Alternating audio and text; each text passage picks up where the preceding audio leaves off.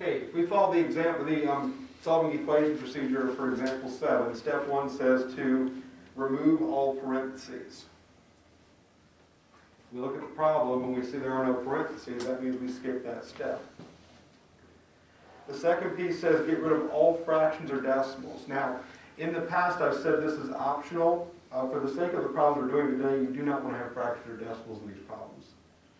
We're going to be solving a multivariable equation. Notice there's 3 variables here. There's S, R, and P.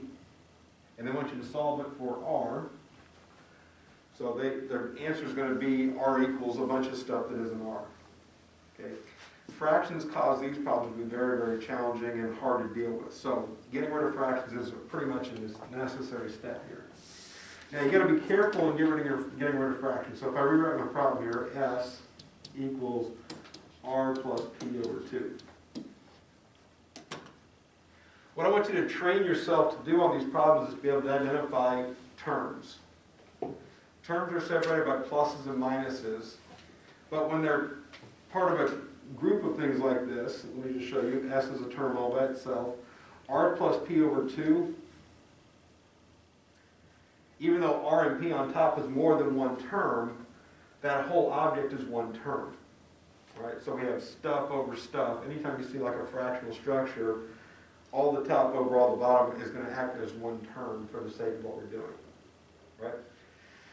When you consider each individual term then and ask yourself where are the fractions located, this is the only fraction in the problem, right? S is not a fraction. Okay, but if I encase my terms in parentheses like so, what I want to do is focus only on the fractions and ask myself what is the common denominator of all the fractions I'm looking at. If there's only one fraction, its denominator is the common denominator. So, the only fraction is this one. Its denominator is 2, so 2 is the common denominator of the problem. I'm simply going to multiply each term times whatever that denominator is.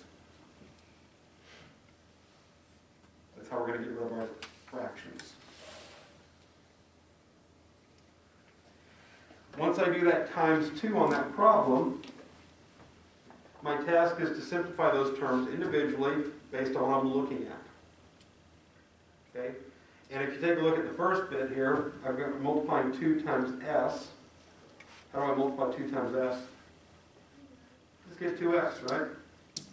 Nothing major difficult there, just basic arithmetic, basic algebraic arithmetic. The number times the letters sticking together. When I multiply my fraction times my common denominator, I do that so the fraction denominator will disappear. So the multiplication of 2 and the division of 2 cancel each other out. And the remainder, which is 1, is multiplied by the top. In this case, the top is R plus P. So 1 times R plus P is R plus P. So get rid of fractions correctly. The problem I've got written here has the exact same answer as the top problem does, but it's easier. I want every single problem to get to this level. This represents what should be our comfort level in these problems. If I can get to this point, everything else is pretty easy. Sometimes people have struggles getting through those 2 steps correctly. Now, once I've gotten through those 2 steps, now where it says solve for R, solve for R, that puts some value on one variable over the others. Okay, again, there are multiple variables in this problem, as you can see.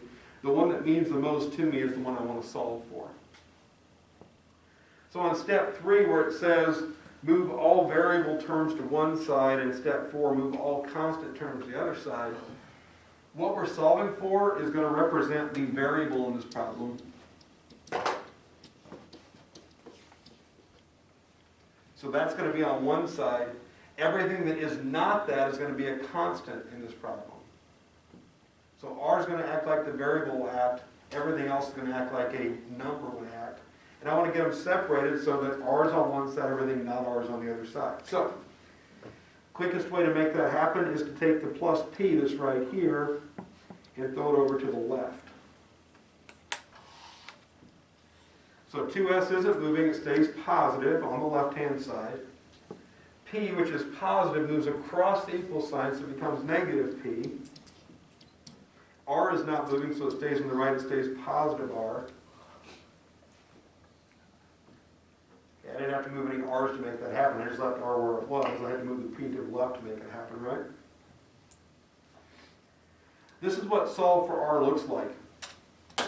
You should have what you're looking for, R equals, and then the answer should be a bunch of stuff that isn't R. So you're done there. Okay.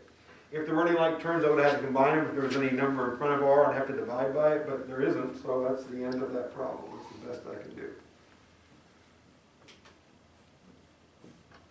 Solve for R equals everything else.